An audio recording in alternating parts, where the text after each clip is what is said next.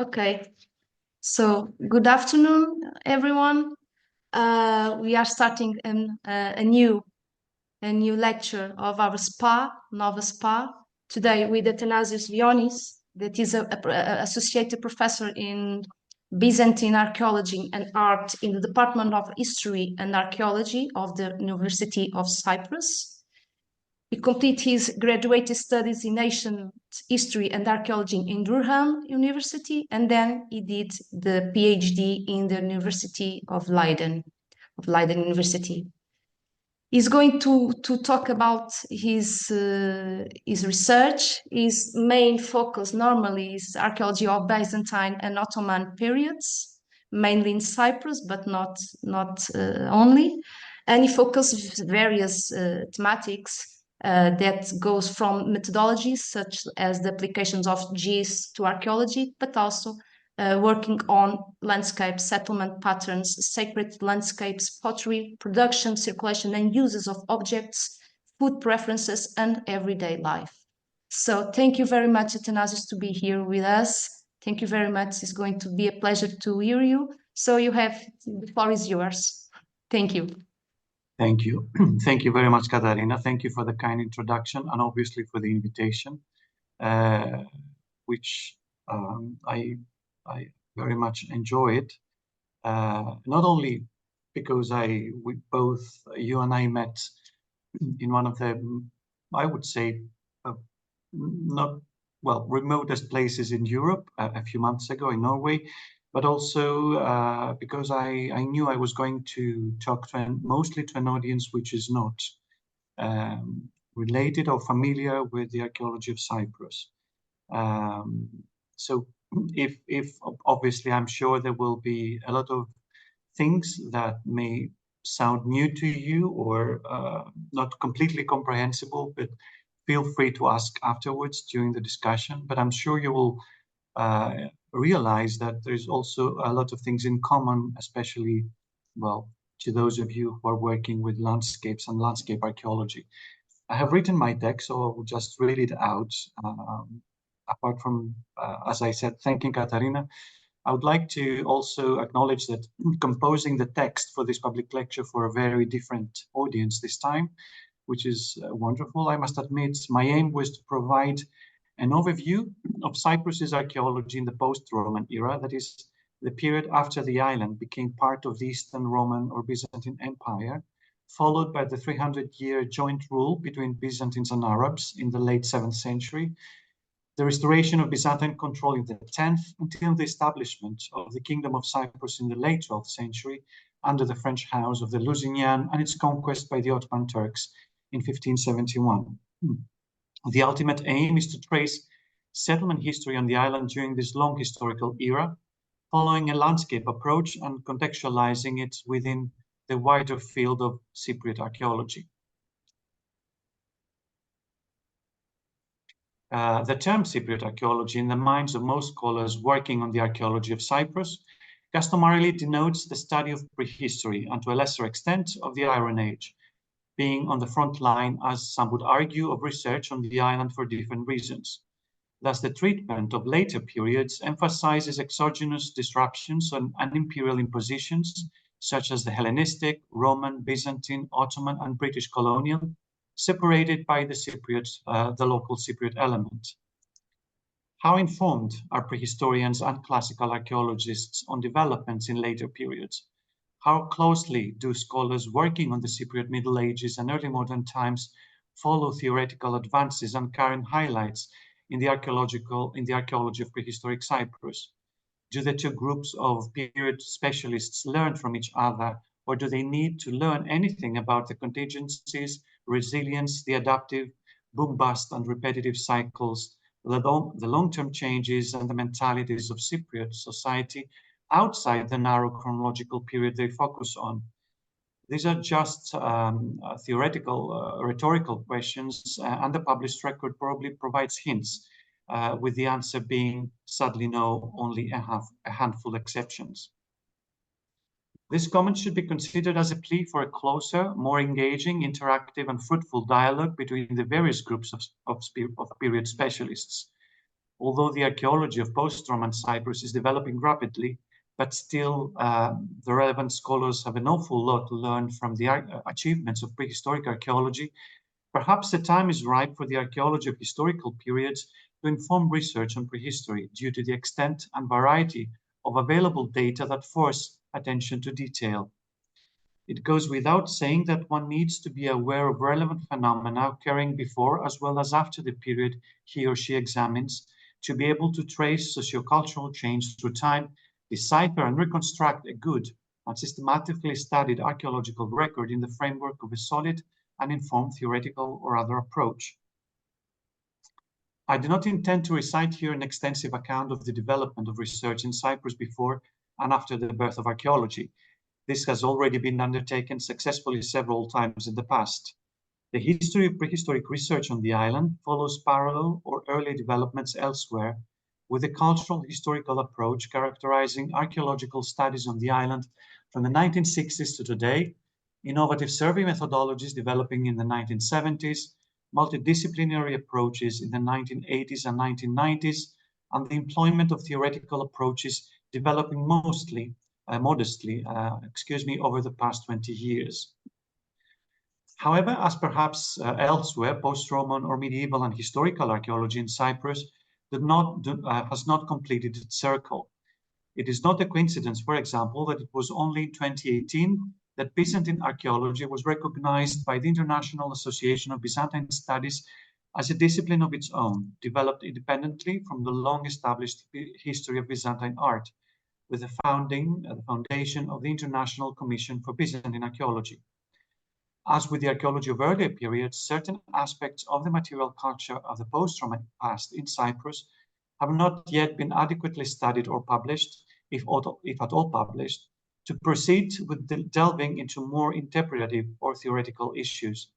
Our confined command of the material culture of the early Middle Ages until recently is such an example, very much like that of the early Iron Age. But this is perhaps a topic of another lecture. Based on the material record available, and with no intention of providing a single monolithic guide to best practice in landscape archaeology, the aim of this presentation is to employ and discuss different approaches to post-Roman landscapes as a means of investigating island and sociocultural identities and transformations in Cyprus from the early to the late Middle Ages.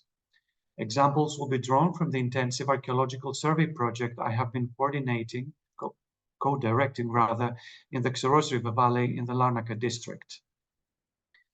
Cyprus has been the focus of extensive landscape exploration, aiming to uncover its archaeological past since the time of European travelers in the Ottoman era. Explorations increased in time, particularly encouraged by archaeological discoveries dated to the Bronze Age, unearthed mostly by antiquarians throughout the period of British colonial rule. Undeniably, archaeological landscape research is immensely important for an understanding of the history of human societies, as much because it discovers the spatial context of human activity over time, as because it allows the study of such activity and its relationship with the physical environment and other human societies and agencies from a variety of perspectives. Indeed, archaeological landscape research on the island has contributed a great deal to the building of a puzzle of human history. Moreover, the information gathered does not necessarily constitute joining pieces in the puzzle. It may be the result of different research orientations, questions, and desires, subject to historical and epistemological contingencies. The partial picture of the puzzle is also hazy, as interpretations of such information constitute suggestions that could be debated and are often unclear. Despite the fact that Mediterranean islands share in most cases particular characteristics with neighboring lands in terms of environment and culture, one needs to stress that the role of the sea and the special natural and anthropogenic features of each island shaped their particularity, individuality, and distinct identity. Cyprus, the third largest and self-contained in terms of natural resources Mediterranean island, may differ from other smaller islands and island groups where insularity is determined by distance from neighboring coasts. Located on the eastern corner of the Mediterranean, Cyprus is dominated by the Troodos and the Kyrenia mountain massifs, providing copper, wood, meat, and wool, while numerous ancient cities and medieval towns occupied its fertile coastal plains and signified diachronically important gateways and nodes of contact with Anatolia, the Levant, Egypt, and the Aegean. As Bernard Knapp has previously argued, insularity and connectivity were the agents of Cyprus's geopolitical profile diachronically. As Cyprus's culture has traditionally been seen mainly in terms of acculturation and emulation, we need to shift our focus from adaptive models and static concepts of insularity towards more complex and culturally driven perspectives. Although scholars such as Maria Iacovu, Bernard Knapp, and Yorgos Papandoniou have previously touched upon the issues of identities, insularities, and connectivity, and have stressed the need to view cultural history in terms of internal developments and change, with special reference to prehistoric and historical ancient Cyprus, the post-antique era remains relatively uninformed from such processes. Cyprus retained its distinct identity in the period after Christianity left its identifiable imprint on the archaeological record at the beginning of the 5th century AD. But what happened after the traditional collapse of the economic and power structures of the Eastern Roman Empire in the middle 7th century AD, when, as most scholars deduce, mobility and networking were not the norm anymore? How did settlement systems evolve in the Byzantine early Middle Ages? And how did they crystallize during the late medieval period under an important Latin political and social elite? What forms of economic organization can one identify through land use patterns and the material culture of the island? Do local diversities and new power structures in post-antique Cyprus define a distinct regionalism shaped by processes from within? If so, do local diversities reflect European-wide phenomena and transformation processes, connotating or not connectivity and communication between the island and other regions in Europe? Finally, how can archaeology contribute to the writing up of the social and economic history of Cyprus in a period when relevant textual sources are generally silent, mostly until the 15th century? These are the main research questions this presentation will explore by taking a landscape approach. Given the socio-political particularity of post-antique Cyprus, periodization remains a major and thorny issue in Cypriot post-antique archaeology, causing a significant confusion that does not allow straightforward comparisons with contemporary sites in other Euro-Mediterranean regions. For the purposes of this presentation, I employ neutral chronological terminologies such as late antique, post-antique, early and late medieval, post-medieval, and early modern, interchangeably with the periodization that unavoidably connotes cultural and political affiliations. Thus, late antiquity refers to the period also known as late Roman or early Byzantine, spanning between the 5th and middle 7th centuries. The first phase of the succeeding early Middle Ages, mostly known as Middle Byzantine or the Condominium period, refers to the period after the first Arab incursions on the island in 649 and incorporate the treaty centuries or period of neutrality, when Cyprus was a tributary of both the Byzantine Empire and the Arab Caliphate of Damascus until 965. The second phase starts with the reincorporation of Cyprus to the Byzantine Empire after the campaigns of Nicephorus Phocas in 965 and lasts until the island's occupation by the Crusaders in 1191. The term late medieval defines the centuries of Latin rule on the island, first by the Lusignan dynasty between 1191 and 1489, a period also known as Lusignan or Kingdom of Cyprus, and then by the Republic of Venice until 1571, when Cyprus was incorporated into the Ottoman Empire. The post-medieval period coincides with the era of Ottoman domination, lasting until 1878, when the island became a British protectorate in the early modern period. Despite the fact that landscape archaeology was established on the island already in the 1950s, when Hector Catling initiated a survey branch of the Department of Antiquities of the Republic of Cyprus, the settlement archaeology of the post-antique era, with the exception of the 5th to 7th centuries AD, with its understanding in a broader Mediterranean context, remained poorly explored. Sparing a couple of paradigmatic and recently published projects, Most surveys on the island to date have focused mainly on the Bronze Age and the period of the Cypriot Iron Age polities, known in the literature as city kingdoms. Given that landscape archaeology and intensive field survey methodologies have evolved, providing more spatial, functional, and chronological detail about the archaeological record for a given region, combined with the recent revision and refinement of post-antique ceramic chronology, settlement archaeology and pottery distributions prove accurate tools for the exploration of landscape transformations and settlement systems in Cyprus. As mentioned earlier, this presentation evaluates primary archaeological data deriving from the Settled and Sacred Landscapes of Cyprus Archaeological Project, or SESALAC, in the Xeros River Valley in the Larnaca district, co-directed by the speaker, Yorgos Papandoniou and Doria Nicolaou since 2014, and proceeds to comparisons with parallel phenomena in other regions of Cyprus, the Mediterranean, and Europe. SESALAC aims to identify, map, and interpret traces of pre-modern human activity in the Xeros Valley in order to examine the interaction of secular and religious space with the natural environment and other forces. A range of informed methods of intensive field survey have been employed, such as a systematic counting of pottery densities within strips of 150 meters in width at 150-meter intervals, aerial photography and remote sensing, microtopographical, geoarchaeological, and geophysical surveys, and the in situ digital recording of archaeological information and monuments. The wider survey area of the Xeros, 2,500 hectares in size, is situated 20 kilometers northwest of the town of Larnaca and 5 kilometers inland from the south coast of the island. The village of Kofinu, close to the center of our survey area, as you can see on the map, used to be inhabited by a mixed community of Greek and Turkish Cypriots. During the intercommunal conflicts of the 1960s, Kofinu comprised a large Turkish Cypriot community until its abandonment in 1974.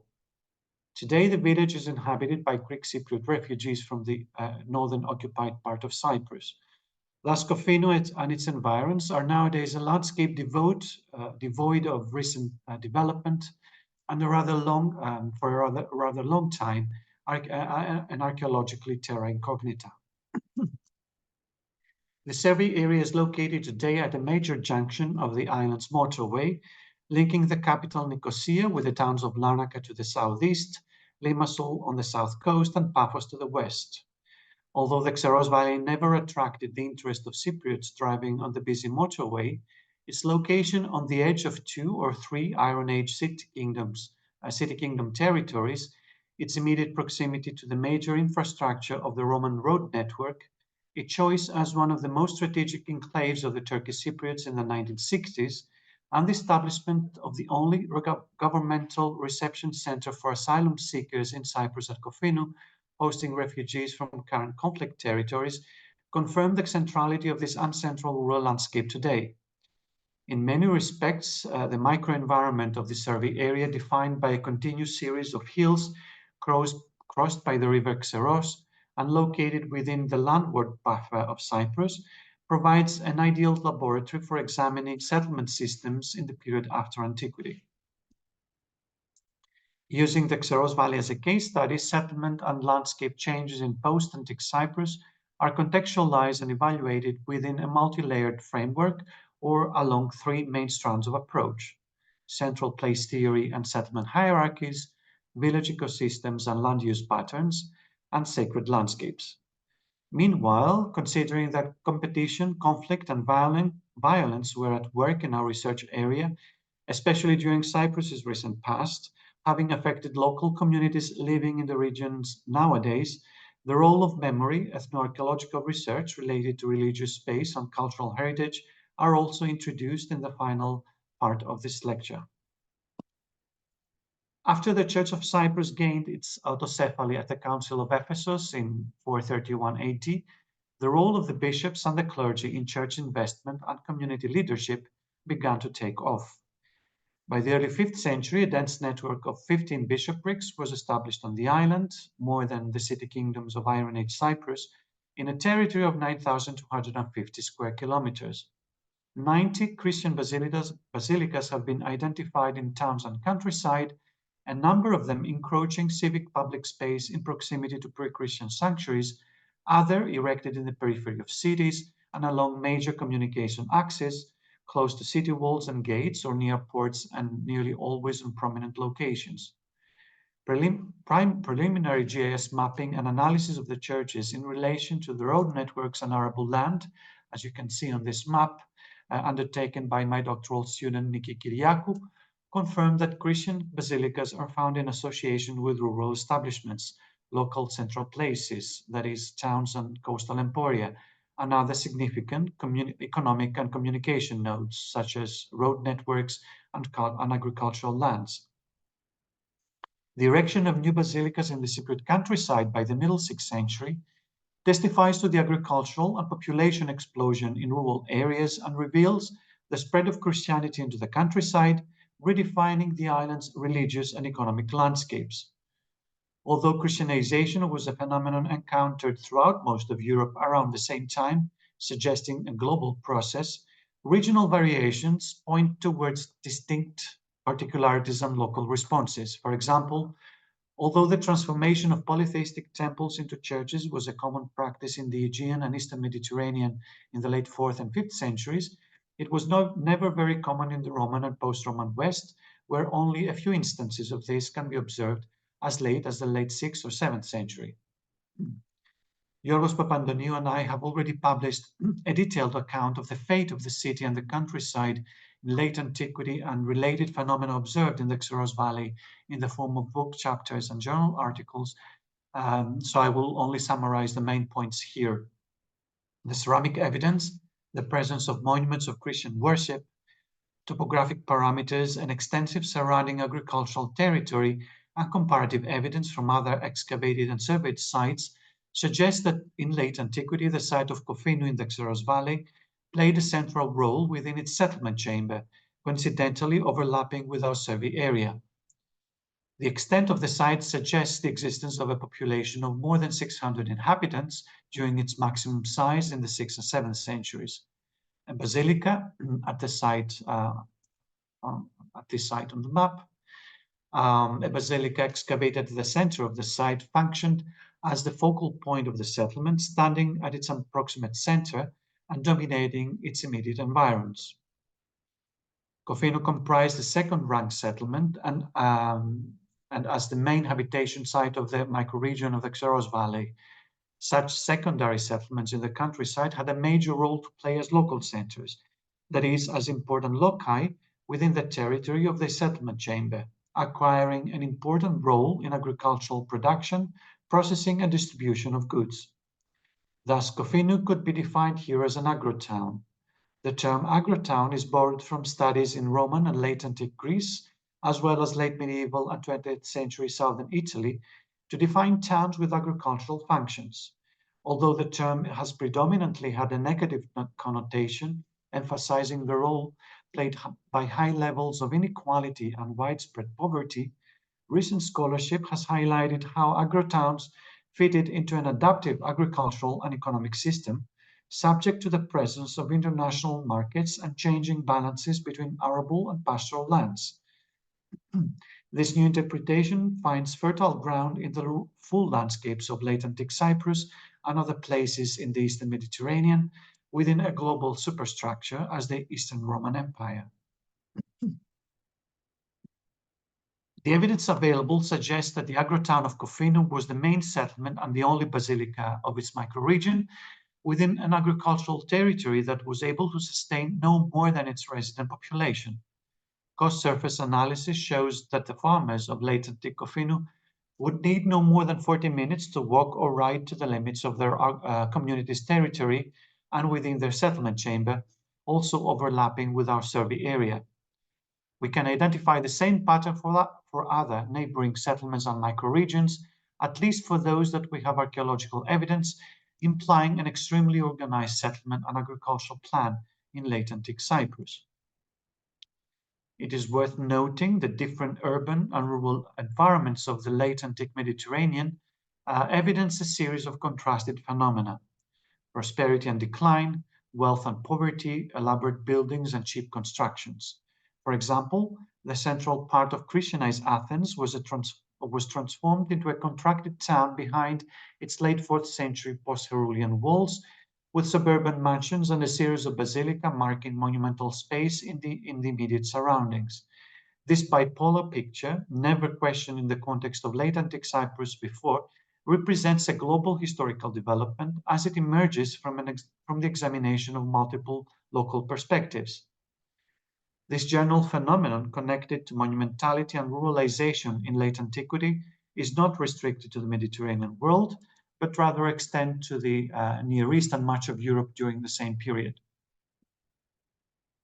As survey work in different parts of Cyprus and the only extensively excavated rural site of Kalavassos Kopetra to the west of Kofinu indicate, there is an impressive degree of nucleation in rural settlement throughout late antiquity, as opposed to dispersed habitation across the countryside. This phenomenon will reappear in the rural landscapes of the island in the 13th century, with a delay of some 3 or 4 centuries in comparison with Western Europe, where, according to Helena Hamerow, the concentration of rural populations into villages occurred at various stages between the 8th and 12th centuries.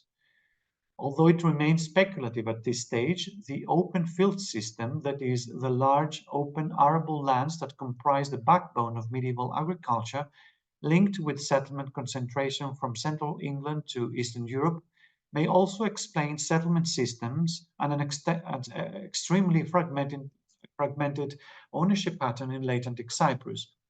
It is interesting that, as Hans Renz has argued, large parts of the Mediterranean are also characterized by open fields, particularly late medieval Italy. Interestingly, Cyprus clearly represents a similar pattern of visually open arable lands along the so-called landward buffer of the island to today. This must have been a centuries-old field system, possibly retained until the end of the 19th century, when previously Ottoman lands were fragmented into smaller property units. It is widely accepted that many regions experienced settlement contraction during the Byzantine early Middle Ages in the succeeding 8th to 10th centuries, when, as Daniel Curtis puts it in the case of Western Europe, the collapse of the economic and political structures led to population nadir. As I have argued elsewhere, the idea of the city did not necessarily collapse overall, but the role of previous local or regional centers may have survived in an altered form after the conventional end of late antiquity in the 7th centuries. I would also argue that we can better understand the notion of abandonment or decline through comparison between previous local centers and their surrounding countryside. The map here obviously is not Cyprus, it is central Greece, the province of Boeotia, where what I'm trying to show here is some degree of continuity between late antique or early Byzantine bishoprics and cities, marked as yellow dots and squares, succeeded by early medieval centers or bishoprics marked with a black cross. We can see this major overlap here from one period to the other. Archaeological surveys outside Cyprus have concluded that after the traditional collapse of a complex urban life from the late 6th century onwards, the countryside went back to being a landscape organized around pier or proto-villages. By that time, rural communities had established ways of becoming self-sufficient. In the 7th to 9th centuries, villages may have remained in use, but rural communities were rather smaller. Unfortunately, the nature of these use was such that it left less visible archaeological traces. Our field survey in the Xeros Valley reveals a similar picture, where a booming late antique countryside of farms and agro-towns, such as Kofinu, as we saw earlier, transformed into a village community dispersed and scattered into a cluster of tiny sites in the open country during the Byzantine early Middle Ages. The pattern emerging through archaeological surveys may indicate, based on counted and statistically weighed surface ceramic concentrations, a rather pessimistic view of a downward city curve after the late 6th century, but a surprisingly optimistic steady countryside curve. This visualization testifies to the fact that the economic crisis and the overall changing situation after the end of late antiquity should have a greater effect on the fate of the city and its urban population, while it must have been little felt by pre-industrial rural populations living in an environment that allowed them agricultural autarky. This pattern inevitably emerges through the limited distribution of ceramic wares in different parts of the Mediterranean, of the Eastern Mediterranean, and on the archaeologists' ability to recognize the pottery of this period. Despite the advancement in pottery chronologies, our knowledge is still confined between a few different types of amphorae, undecorated jugs, and handmade cookware. One does not necessarily need to consider handmade kitchenware solely the result of a general decline in trade and everyday life, but rather as a local response to a general changing economic system and an emergent local pottery tradition based on household organized production and exchange. The shift from the Roman and late antique mass-produced wares to non-specialized regional production need not have been a sudden one. Cyprus is a characteristic case where handmade cooking wares first appear in the early 7th century contexts, and their tradition continued almost without break to the 1960s. Evidence for this transition to the manufacture of handmade domestic pottery in the early Middle Ages in Cyprus and elsewhere suggests that it had become small-scale, probably as a result of a number of economic, historical, and environmental factors. The same pattern has been observed in much of post-Roman Western Europe previously. In southwest England in the 4th to 5th centuries, in northern Italy in the 6th to 7th, in Provence, Catalonia, Sardinia, and elsewhere. The distinct chemical identity of 20 samples of early medieval pottery from the Xeros illustrates the abandonment of the latent decentralized production and the region-specific clay sources, and the replacement by a different source and/or production center in the wider territory. Principal component analysis confirms our dating of the pottery assigned to this archaeologically little-known era in Cypriot archaeology. Combined with a macroscopic examination of contemporary samples from different sites on the island by the speaker, PCA suggests that next to the manufacture of handmade cookwares at household level during the transitional early Middle Ages, there existed a single production center or specific clay source, possibly located in the immediate territory of the neighboring village of Kornos, one of the major production centers of commonwares to the recent past. This transformation in the ceramic chaîne opératoire is an exceptional phenomenon that agrees with parallel changes noted in settlement systems, as exemplified above. A fascinating picture is currently emerging through excavations at various parts of Cyprus. Ceramic evidence dated to the transitional early Middle Ages in the 8th and 9th centuries has been unearthed in coastal sites such as the Basilica of Panagia in Kofinu, Akrotiri, Paphos, Agios Kononas, and Polis, as well as inland such as Nicosia. This information derives from personal observation following communication with a number of colleagues from the Department of Antiquities. The early medieval ceramic assemblage from the above-mentioned sites in Cyprus include globular amphorae, undecorated jugs, pattern burnished and handmade wares, and Constantinopolitan glazed whiteware. As I have argued elsewhere, the evaluation of the material culture of this period, that is, ceramics and numismatic evidence from Constantinople, the Aegean Islands, the coasts of mainland Greece and Asia Minor, Crete and Cyprus, reveals the ceramic coinage and testifies to the existence of a regional network of communication with the imperial center. In this period of neutrality, during the condominium era, it is unclear how such a pattern would have emerged if the two antagonistic powers, that is, Arabs and Byzantine islanders, were not communicating, compromising, or even collaborating in some fashion. It is interesting that in Cyprus, during the condominium years, Arabs and Byzantines lived together in peace and harmony in cities such as Paphos and Salamis Constantia, as witnessed by Willibald, an English pilgrim who visited the island in 723 and paid his respects to the church of Saint Epiphanius at Salamis Constantia to the east. The analysis and interpretation of high-resolution scientific proxy data recently seem to explain the contrasting fates of the two halves of the empire in the 5th to 6th centuries and the deep transformations of the 7th and 8th. Both proxy data and the Byzantine documentary sources agree that in the period known as the Dark Ages Cold Period between 730 and 900 AD, Droughts and famines became more frequent and were accompanied by severe winters with frosts and snow.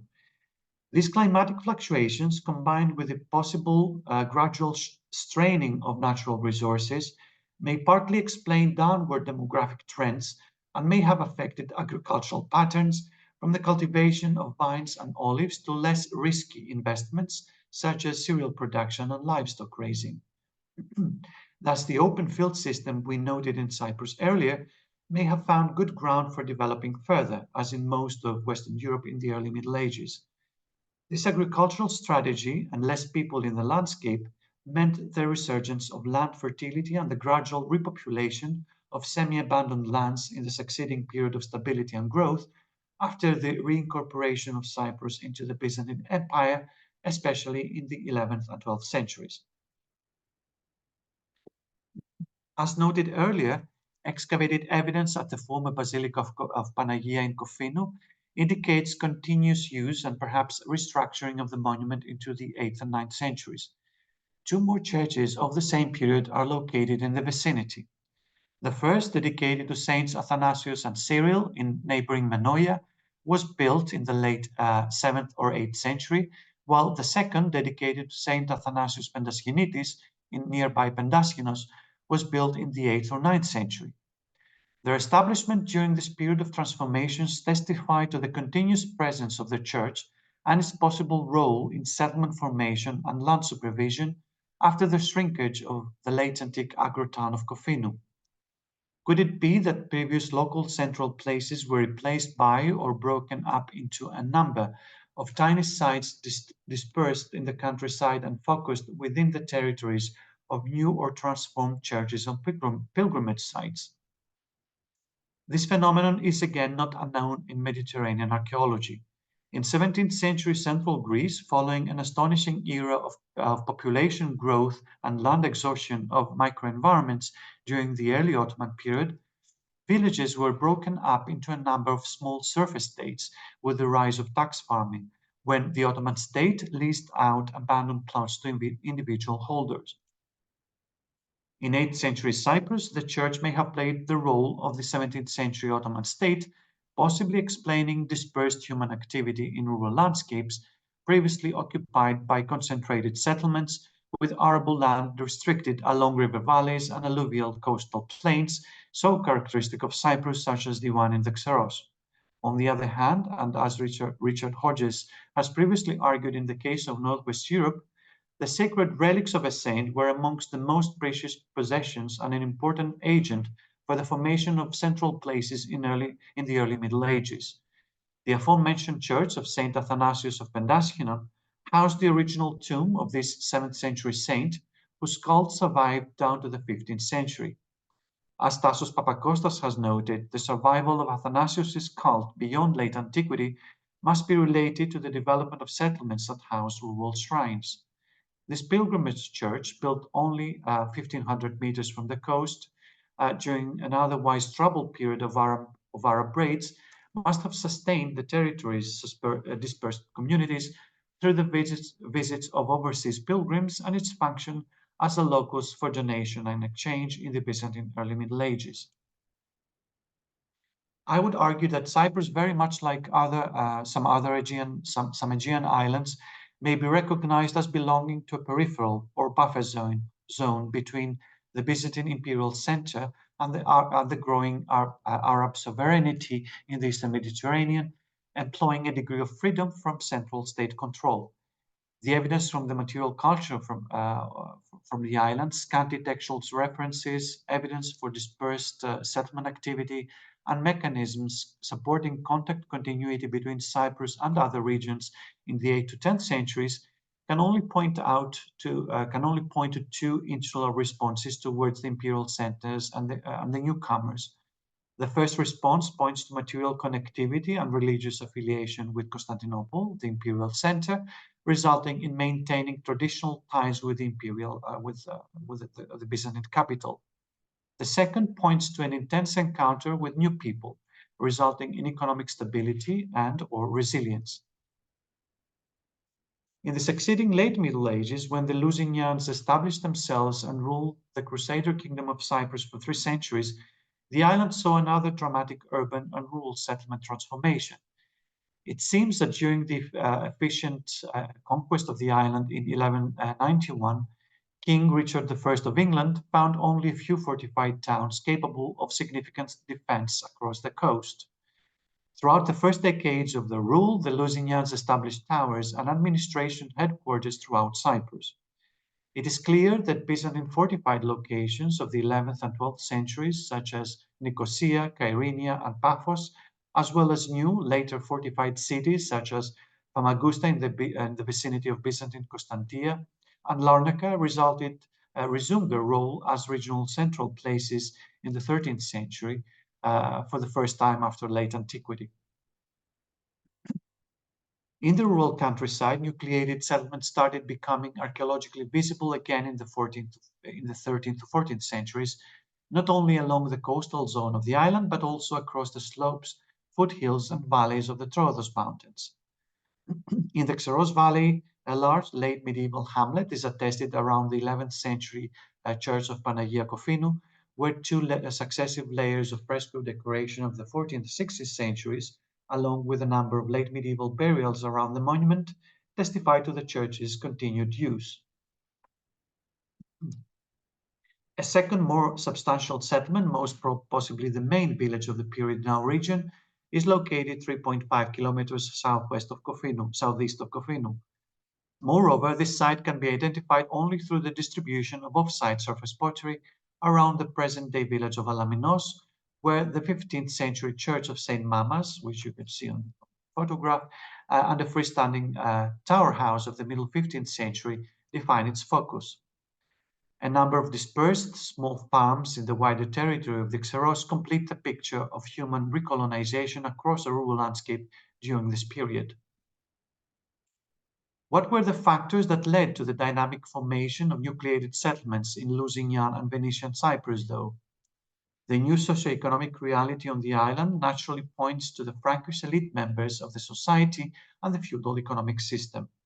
This is a commonly attested case in medieval Italy, Western Europe, and the Crusader Levant between the 10th and 12th centuries, when seigneurial lords forced communities into concentrated settlements, often around physical or conceptual nuclei such as a castle, a fortified manor house, or the local church. The same pattern has also been noted in the Latin-dominated Aegean islands and the Greek mainland, where freestanding towers comprised either settlement kernels for new extensive rural settlements or new focal points within existing villages. The case of the village of Panagia in the Valley of the Muses in Boeotia in central Greece is a typical example.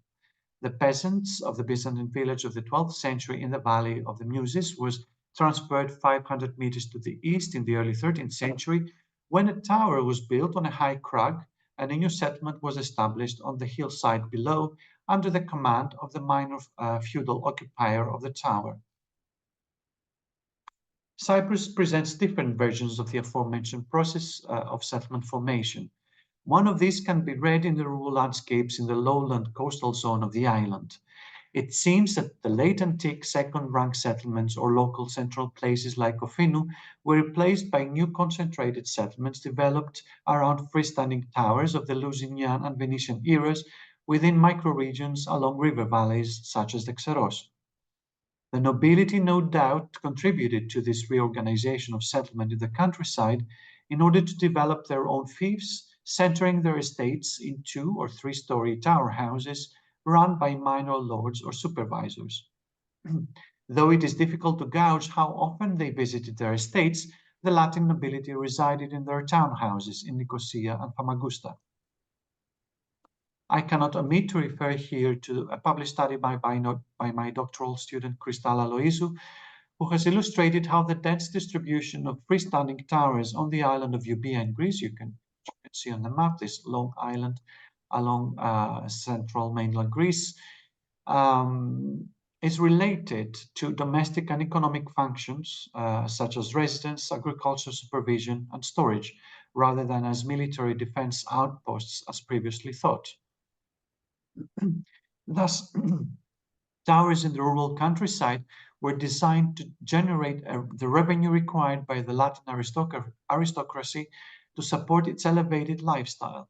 The rectangular three-story freestanding tower in the new central place of Alaminos in the Xeros settlement chamber must have been built in the 1460s when, according to Florio Bustron, the village and its agricultural territory were granted to Giovanni Loredan. According to historical sources, Alaminos, like other rural territories along the coastal zone, comprised a major fief until at least since the early 14th century. It seems that such towers across the lowland countryside of Cyprus became symbols of a new socioeconomic reality, comprised physical centers for revenue collection from an extensive agricultural territory, and functioned as focal points for new local central places. Co-surface analysis from 4 towers in the wider territory of the town of Larnaca, namely Chirokittia, Alaminos, Pervolia, and Pila, which you can see on the map, repeats the phenomenon discussed in the context of late antique Cyprus. Although they all are slightly different in form, each of the towers controlled agricultural lands in a radius of approximately 2.5 kilometers around them, spaced at almost equal distances.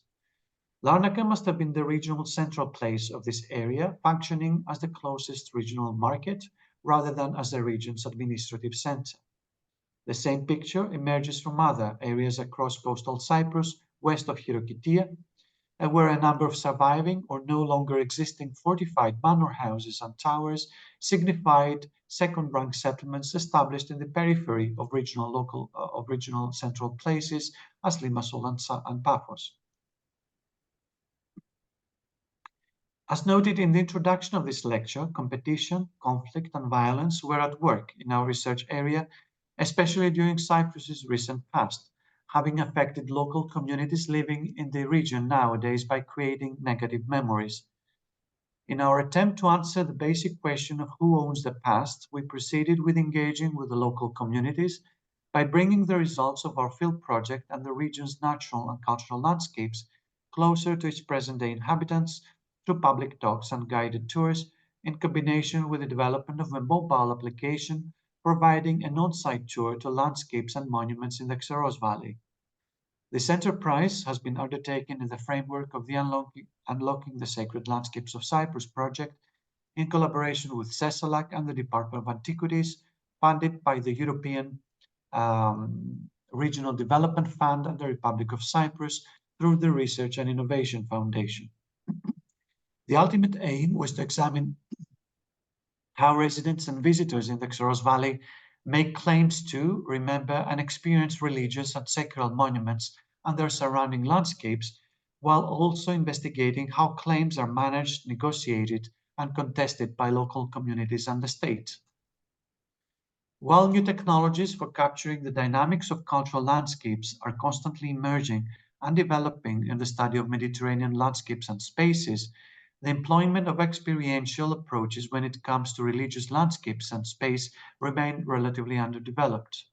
In order to remedy this, an augmented reality mobile application was developed to support the exploration of monuments and archaeological sites in the Xeros Valley, serving as an on-site guided tour for visitors in the area. By employing image recognition and utilizing a location-based practice, the application provides the users with an immersive and educational experience. The different monuments in the area, Orthodox and Muslim, Byzantine and Ottoman, Greek Cypriot and Turkish Cypriot, comprise landmarks of a collective memory in the landscape of the valley today. At the same time, the presence and coexistence of this monument in the area in the 21st century reflects timeless and current phenomena: prosperity and symbiosis, displacement, immigration and human suffering, creation and national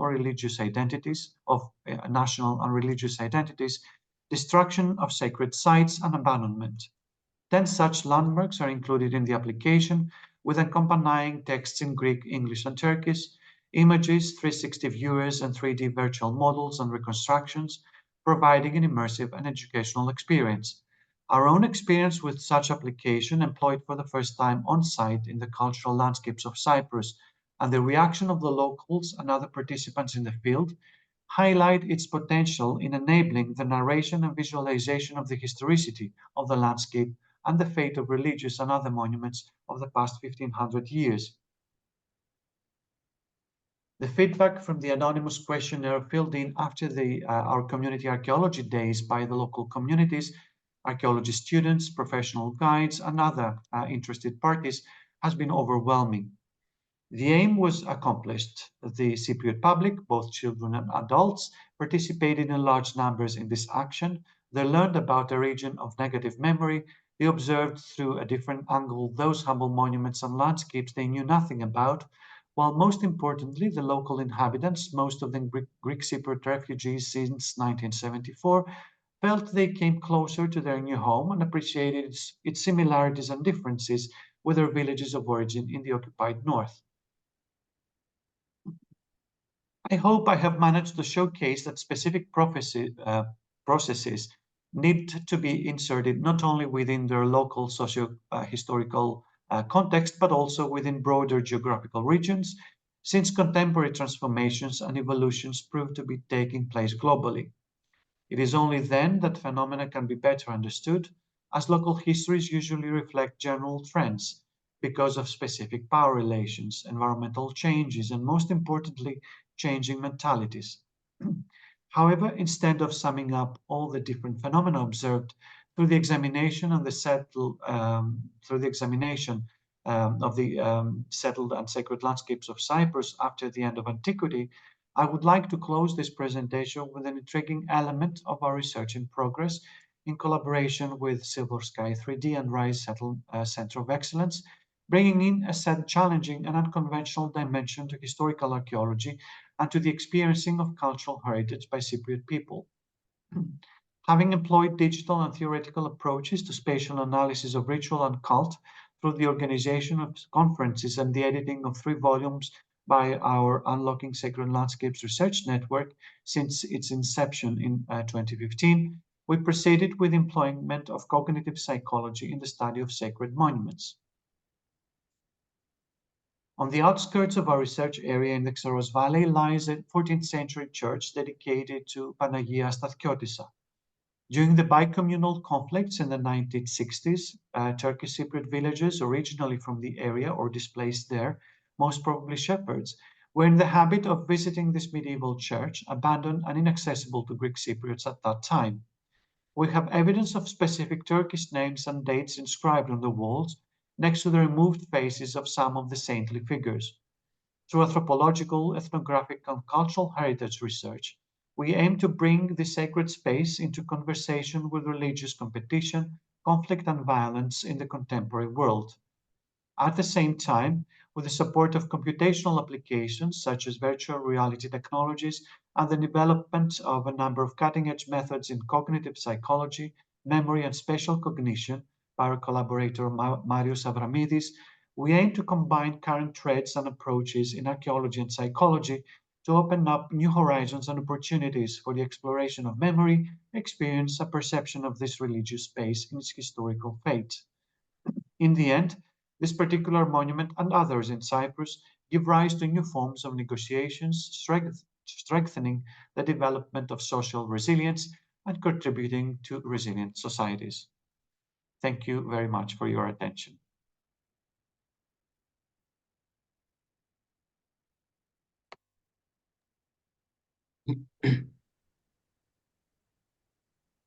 Thank you very much, João. Yeah, thank you very much, Athanasios, for your amazing talk. It was a lesson for us and for me that I'm a prehistorian, so I learned a lot today. Thank you. And my job here is to try to do people ask questions to you, and I open the dialogue. Well, I think Katerina and Sarah had already want to talk. Katerina, please. It may start I was just Sarah. clapping. No, Okay, I was just clapping, but I can ask something. And it was very interesting. Thank you very much. But the specific question I would like to ask, when you were showing the pottery that started to be produced in the 7th and the 8th, and then continued to be produced, those same shapes, those are manual. Did I understand correct? So Yes, they're yeah. manually produced, not in the wheel. It's like manually shaped. Actually, it's not always easy to distinguish between, at least in Cyprus, in the Cypriot examples, between handmade, really real handmade pottery and those on the slow wheel. Although we know from ethnographic research that handmade pottery was the norm in the late 19th and until the late 19th century and until the 1960s. The examples we have from the archaeological record dating from after the end of the 7th century, between the 7th century and the 15th, 16th century, looks really handmade. Then we have examples of the post-medieval period, which are not easy to distinguish, whether they are really handmade or made on the slow wheel. Okay, thank you. But it's a tradition. Sorry, I'll just wanted to add here. Obviously, although the handmade tradition is introduced in Cyprus, as I mentioned during the presentation, in sometime in the late 7th century, and as it happens in most of the rest of the Mediterranean and Europe around the same time, with the beginning of the early Middle Ages, the economic collapse, and all that story, being probably the result of economic or social or other decline. Obviously, the history of Cyprus is not as such until the 1960s. So this continued tradition of handmade ceramics down to the contemporary period is obviously a matter of choice, at least in the much later historical periods, in the early modern period, in the contemporary times. And asking during our research those potters or people that were accustomed to using this kind of handmade cookware in Cyprus until recently, why do you choose to make or use a handmade cooking pot instead of a well-made, which you can sometimes buy for cheaper? The answer was not always very clear. The only answer we got was that food is more tasty in those handmade cooking pots. Yeah, it's very interesting because we usually assume that when things start to be done manually, it's always retrocess in technical terms. But this shows that not necessarily. It can start for other reasons. It can start to direct control of the process, and the certain types of shapes cannot be done on the fast wheel. And also this, I love it. It's like when we still use those types of pottery things to do our roasts in the oven. Some people like to use earthenware for the same reason, or cast iron pots, and they say the food tastes better there. So it's perfectly a good reason. Thank you very much. Very interesting. Thank you. Thanks. Ana Catarina, yeah. Okay, thank you. And thank you for your really interesting presentation. And as our colleague said, it was a very interesting class. And my question is, well, I didn't know anything about Cyprus archaeology before your presentation. So, but I'm really interested about insular archaeology. And my question is more related with the coastal communities, and if you have studies about the relation with the sea and with port villages or port cities in this period, in this medieval period, and if there's any information about whaling activity around the island, if you have fisher communities related with this activity. Thank you. Thank you very much. This is actually a very valid question, and I appreciate the fact that you're not familiar with the archaeology of Cyprus. One would assume that Cyprus, being an island, is dominated by this, island fishing culture, contact of societies, of Cypriot societies, diachronically with with neighboring regions and the outside world through the sea. This holds true, obviously, for most or some of the periods from prehistory, from early prehistory to today, but this has not always been the case. So Cyprus behaved, and one of my former colleagues, Efrosini Oumenidou, was online. I don't see her here anymore, but she would actually agree with me very much on this, as she has worked on traditional culture on Cyprus in the 19th and 20th centuries. Cyprus behaves both as an island and as a continent, depending on the period we are referring to. Now, for instance, on the period I focus on this long period, beginning with late antiquity and down to the late Middle Ages, Cyprus took on a different identity every time, behaving both as an island and as a continent. For instance, in late antiquity, which is a period where most of the vast majority of the archaeological evidence of all forms we possess in Cyprus, we hold in Cyprus to this date, dates to this period. So it's the richest period archaeologically on the island, this period between the 5th and 7th centuries. Obviously, all material testimonies point to an island culture, point to a society which obviously exports and establishes connections and exports and gains its profit through trade with the external world. Now, in terms of fishing, I'm not a specialist on this very specific topic, but obviously, since beginning with this period of late antiquity, nearly all the cities, with the exception of Nicosia, the present-day capital of the island, which is located in the center, were located actually on the coast. The archaeological evidence suggests that these were actually port cities, port towns. In late antiquity, there is evidence for the involvement of small communities in the countryside into the sea, into fishing, but mostly with trade. In later periods, in the succeeding periods, things change. For instance, in the succeeding early Middle Ages, in the 8th to 10th centuries, the island becomes more of a continent. Its port town, its gateways to the external world seem to be shut for some time during those centuries due to a number of factors. Some of them I mentioned during my talk. The population retreats towards the interior. This is the traditional view, and it hasn't changed as much.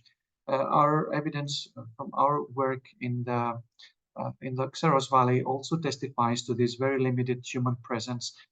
Perhaps more populated communities inhabiting, the island further inland, and later on in the late Middle Ages, when again the island resurges and regains its economic profile, if I may say so, when the economy is revitalized in the late Middle Ages after the 13th century, after the island becomes a kingdom.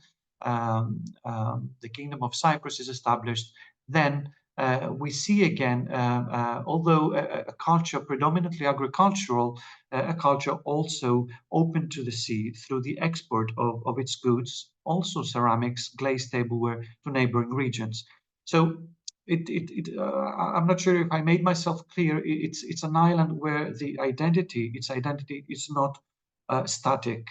And this we can see, only refer to the period I talked about during my presentation. If you were to look at Cyprus's profile since prehistory, you would also notice this change of island identity or continental identity from one period to the other. Thank you. Thank you, Athanasios. Has anyone has a question? Katerina, please. Thank you, Athanasios. You bring us a very huge data for a place that we don't know. So thank you. It was wonderful to have this image of the Cyprus And I have a comment and also two questions. The comment is, well, how useful it is to share with colleagues or other places, and how useful it is the comparative history. Because I'm saying this because there are some processes that bring us during the late and in the early medieval period that are very similar to the ones that we have here, and we are in the end of Europe, so it's far away, but there are some things that are structural, and that's very nice to see, although the specific things and the details are obviously different. But then it's in these shared moments that we have this notion, and it's good to have these debates around these thematics. The questions I have, one is related with agro towns, and I have it was clear what is in terms of concept, what is agro town in terms of concept. The question I have is, how are these agro towns in terms of archaeology? What is the archaeology of these agro towns? What is different from the other ones?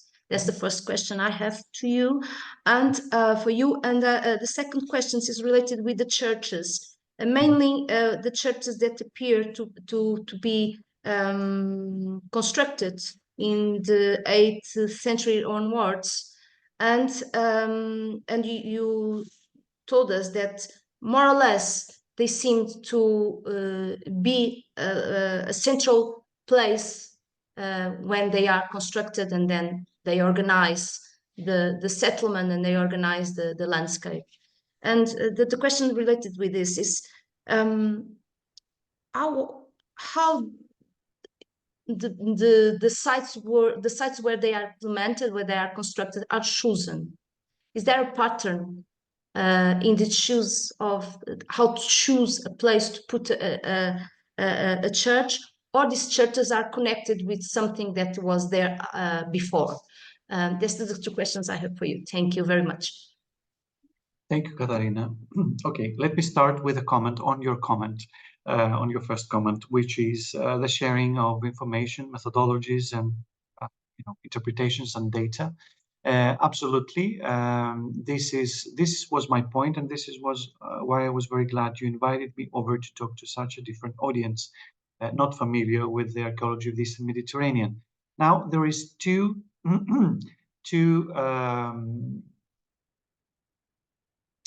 ends of this story.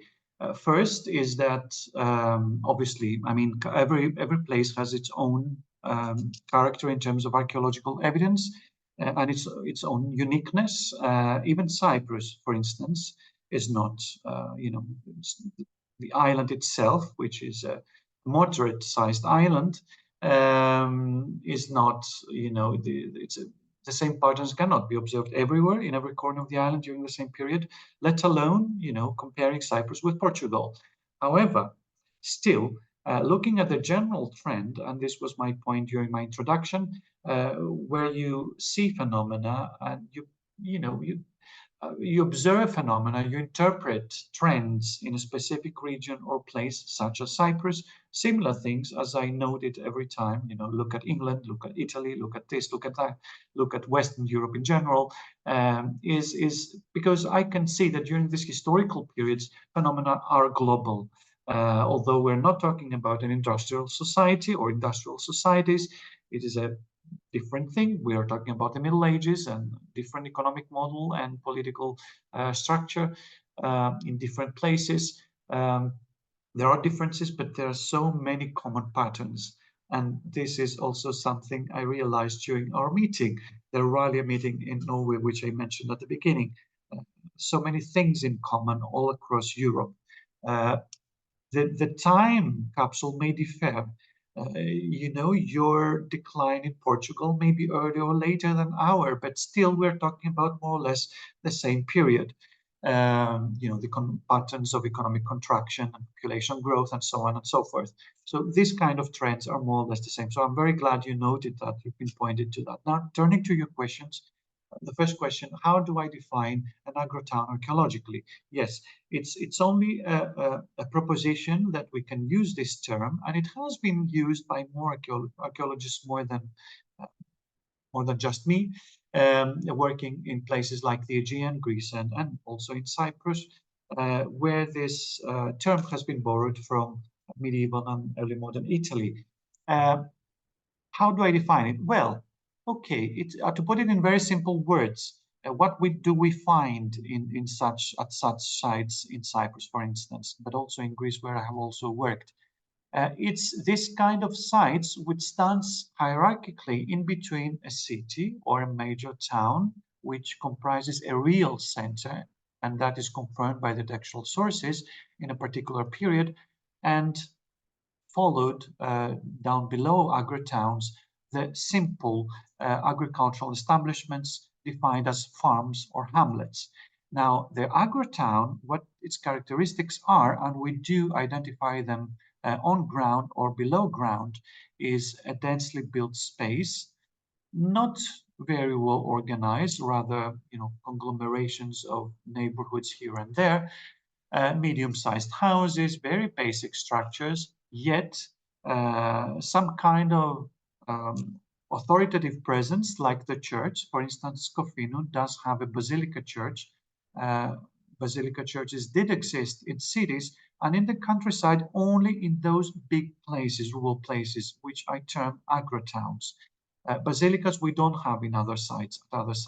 Now, the archaeological evidence that goes with it, at least through excavations at a neighboring similar site, I mentioned it, you wouldn't remember its name, is Kalavasos Kopetra, west of Kofinu, the area I was talking about, where major extensive excavations have taken place. It is exactly the same things where the archaeologists have unearthed, which is complexes of houses. And in terms of the small finds of the material culture in general, a lot of imports, but also a lot of transport vessels such as amphorae, and most of them concentrated around the neighborhood of the basilica, of this rural church, which actually dominates the settlement. It must have been the tallest building in this major settlement. Major in terms also of size, not as big as a city or town, but not as small as a hamlet or a farm, but a sizable settlement of something like 7 to 10, 12 hectares, which is translated, at least in the Eastern Mediterranean, of a population between 500 and 1,500 people. That we can measure through survey archaeology. The size of the site is approximately there. It falls in between those two, this big one and the small one.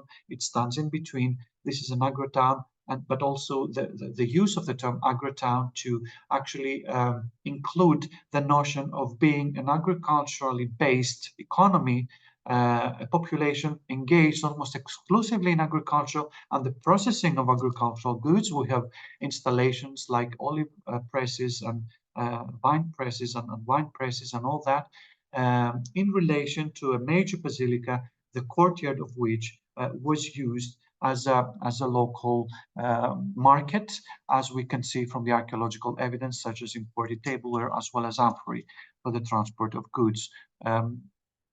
Well, places like this, agricultural places like this, would export their produce in amphorae on the coast, and these products would be taken elsewhere, in Cyprus, in big centers, or outside Cyprus. They wouldn't remain at the site, but the evidence we have of amphorae must have been amphorae of some goods that were actually imported, goods that these places did not actually produce themselves.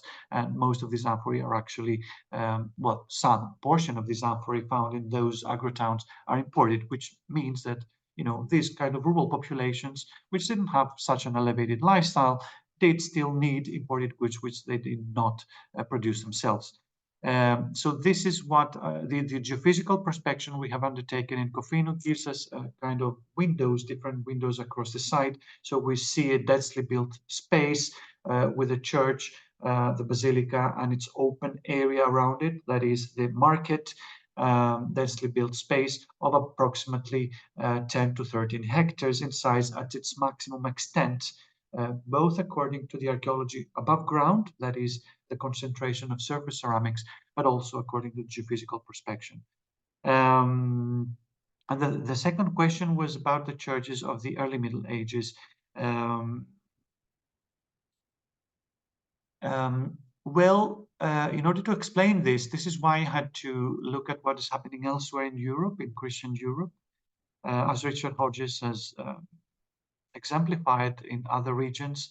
And I don't see why this is not the case in the Eastern Mediterranean, where a similar phenomenon does exist. That is, the growth of around that time, 7th, 8th, 10th centuries, around that time, the growth of local cults, which in the process, they acquire the importance of, being global or at least regional pilgrimage sites. So the fact that a church, such as a humble church, we're talking about single-aisled or three-aisled humble churches of moderate or small size, not too elaborate, very basic building materials, local building materials, housing the relics of a saint. Now, this must have been an important place. So beginning, or actually taking a step ahead, away from late antiquity, where basilicas were important places, were important sites and comprised local central places, taking a step further in the succeeding period, in the early Middle Ages, those rural chapels that were built during these difficult, economically, financially difficult times, the relics of a saint and the building of these churches at those locations, and I will come to the location afterwards, means something. And the fact that archaeological, some kind of human activity is confirmed around those churches and nowhere else, everywhere else, the archaeological evidence for human habitation is very limited to non-existent, means something, that these places were of some importance. And taking, as I said, comparing with what happened just before, the centuries before that, where the church had an administrative role to play. I didn't expand on that during my talk, but they did. Those like rural basilicas had also some kind of administrative role. There were local bishops in those basilicas in agro-towns. That's another important element. So the combination of all these factors makes me think that those churches in the later centuries, the 8th to 10th centuries, did have the same kind or a similar kind of role to play as settlement kernels, as economic centers in terms of, pilgrimage, local or regional, and all that. Now, the location of these churches, where are they located? Well, they are located everywhere. Mostly not so much in the lowlands, like the area which we have surveyed along the coastal strip of the island of Cyprus. They are not located so much in those open, like unprotected sites due to the continuous unsettled affairs in the sea due to the Arabs. However, Cyprus was, as I said at the beginning, a neutral place, was a neutral zone, and this is why one of the conditions for the co-administration, joint administration between the Byzantine and the Arabs was that the island would remain unarmed. That's why we don't find settlements as elsewhere in Europe or in other parts of the Mediterranean, which are defended. We don't have defenses in Cyprus at that time, and this is unique. This is because this is one of the conditions of the treaty between Arabs and Byzantines, that the island will remain neutral, so people will not, you're not allowed to build defenses, either military or just domestic defenses, in terms of fortified settlement. Yeah. I'm not sure if I answered all your questions. Yes, you have. Thank you very much. Thank you. Okay, you're welcome. Thank you very much, Athanasios, again. So anyone wants to, we are approaching an hour and a half of talking. I think Athanasios is a little bit tired. But enjoyed it thoroughly. Yeah, we are an archaeologist, so yes. Does anyone has any question, any remark, commentary, anything? I don't know. I just want to give you again the congratulations for your talk and the amount of data that Katrina already talked about. I'm sorry if it was too much for you. I tried to. Not too much. But it was not only data. You talk about a little about concepts, and it was very interesting to relate the concepts, the theoretical concepts of the longue durée, for instance. It was very interesting, or the ancestral landscapes. I think that concept is very interesting for us to apply here too in Iberian Peninsula. But I don't want to talk about prehistory or something like that. And I don't know if someone has anyone have a final question, or can Katerina close the section? Yeah. Yeah. For Athanasios, it's 2 hours more than us, so ahead. So it's late. Thank you very much, Athanasios, for this. It was wonderful. So we are recording. I will stop. We will put this in our YouTube channel. I will send you the link also to share if you want. And thank you, everyone. Thank you, Athanasios, and thank you, everyone, to be with us again. And next month we have another SPA conference. I hope to see you all there too. Thank you very much. Thank you very much. Thank you, Katerina. Bye. Thank you, everyone. Thank you, Athanasios. Thank you. Bye-bye. Thank you. Bye.